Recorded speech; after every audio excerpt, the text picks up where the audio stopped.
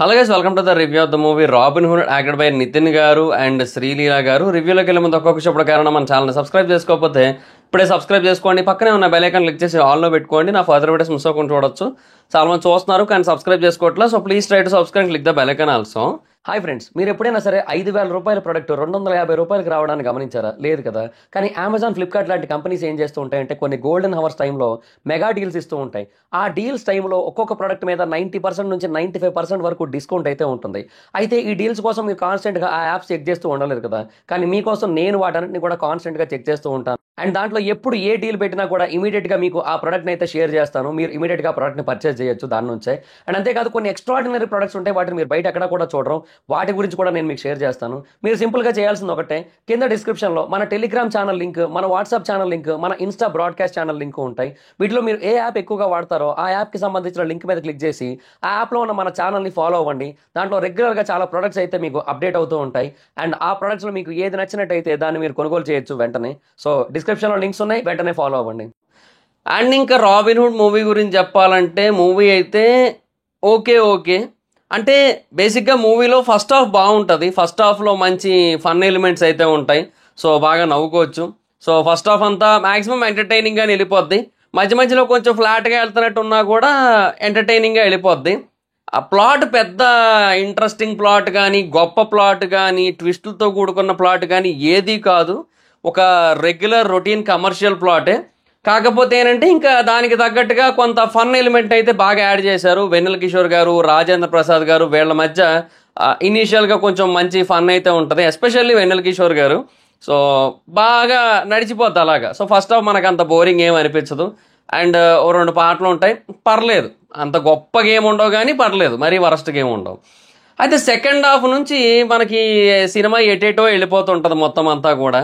అది ఏంటంటే తెగిపోయిన గాలిపటంలాగా అలా తిరుగుతూ ఉంటుంది గాలిలో, అంతే. ఇంకా అంటే సెకండ్ హాఫ్లో ఇక చాలా వరకు సీన్స్ ఎలా ఉంటాయంటే ఆ హీరోయిన్, హీరో ఈ వీళ్ళ మధ్య కొన్ని సీన్లు, తర్వాత ఆ హీరోయిన్ చుట్టూ విలేజ్ చుట్టూ తిరిగే కొన్ని సీన్లు, ఇవన్నీ చూసినప్పుడు నాకేమనిపించిందంటే శ్రీలీల ఉంది కాబట్టి ఇలాంటి సీన్లు పెట్టారా, అలాంటి ఇలాంటి సీన్లు రాసుకున్న తర్వాత వీటికి శ్రీలీల కరెక్ట్ అని ఆవిడ చూస్ చేసుకున్నారా అని నాకు అర్థం కాలంటే ఆవిడ రీసెంట్ సినిమాలను కనుక చూసుకుంటే ఇదిగో ఈ కైండ్ ఆఫ్ సీన్స్ మరీ ఎక్కువ పడుతున్నాయేమో అనిపిస్తుంది. అంటే అవేమో రొటీన్గా బోరింగ్గా ఉంటున్నాయి, అవేమీ వర్కౌట్ కావట్లా ఆ సీన్లన్నీ కూడా.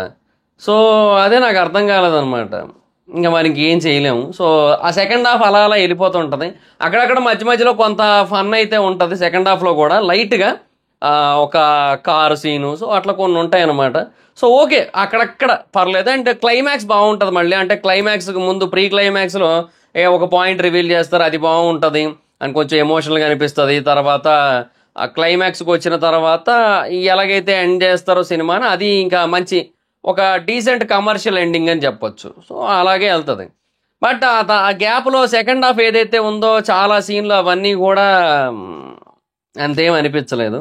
సో సెకండ్ హాఫ్ చాలా వరకు దెబ్బ కొట్టేస్తుంది అనమాట, అది వచ్చిన ప్రాబ్లం. అండ్ బేసిక్గా వీళ్ళని అప్రిషియేట్ చేయాల్సింది ఒకే ఒక విషయంలో, అదేంటంటే ఆదిదా సర్ప్రైజ్ అని ఒక పాట ఉంది కదా, ఆ పాటలో ఒక మూమెంట్ ఉంది కదా, అది ఇట్లా ముందుకు లాగేది. సో ఆ సీన్ని ఆ స్టెప్ని హైడ్ చేశారు, బ్లర్ కాదు హైడ్ చేశారు. ఏం చేశారంటే కేతికా శర్మకి జూమ్ వేస్తారు ఆ టైంకి. సో ఆవిడ చేతులతో ఏం చేస్తుందో కనబడదు, మనకు ఓన్లీ ఫేస్ ఎక్స్ప్రెషన్లే కనబడతాయి. సో అది మంచి విషయం. అంటే బేసిక్గా వాళ్ళకు కొంచెం అంటే హేట్రెడ్ నెగిటివిటీ వచ్చింది కదా, హార్ష్ రియాక్షన్స్ వచ్చినాయి కదా పీపుల్ నుంచి. సో అందుకు వాళ్ళు కొంచెం మంచిగానే రియాక్ట్ అయ్యి దాన్ని జూమ్ ఇన్ చేసి ఆ స్టెప్ కనబడకుండా చేశారు. సో బాగానే మంచిగా చేశారు అనిపించింది నాకైతే మాత్రం. సో అదొకటి. అండ్ ఇంకోటి నాకు అర్థం కాదు ఏంటంటే సెకండ్ హాఫ్ స్టార్ట్ అయిన వెంటనే కొద్దిసేపటికి ఒక పాట వస్తుంది. ఆ పాటలోని లిరిక్స్కి, ఆ పాటలో ఉన్న కాస్ట్యూమ్స్కి, ఆ పాటలో ఉన్న లొకేషన్స్కి అసలు ఏమీ సంబంధం ఉండదే. ఏందో జరుగుతోంది అనిపించింది నాకు ఆ పాట చూస్తున్నంత సేపు కూడా. సో అది ఎనీహో మొత్తానికి అదే చెప్తున్నా కదా.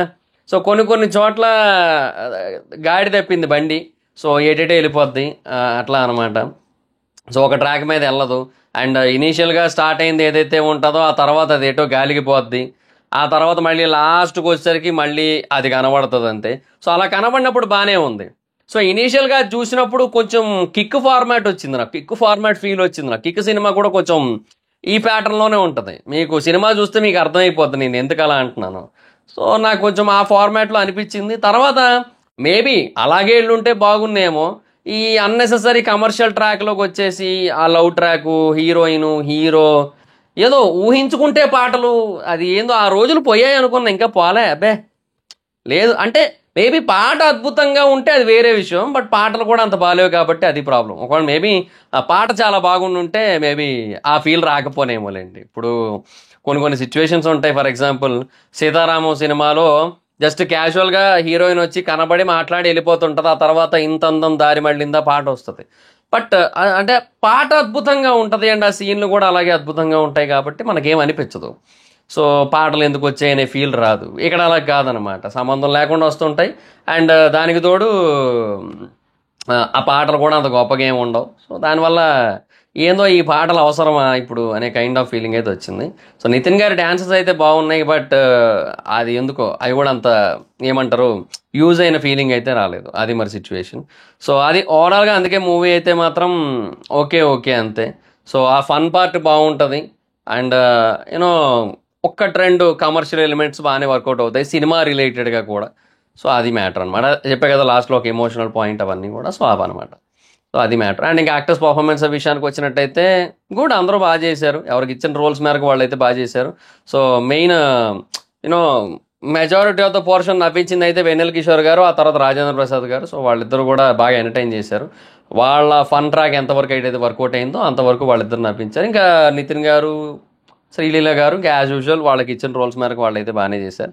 ఇంకా విలన్ కావచ్చు ఇంకొంతమంది ఉంటారు, వాళ్ళు ఓకే డీసెంట్ పర్ఫార్మెన్సెస్ వాళ్ళు ఇచ్చిన మేరకే చేశారు.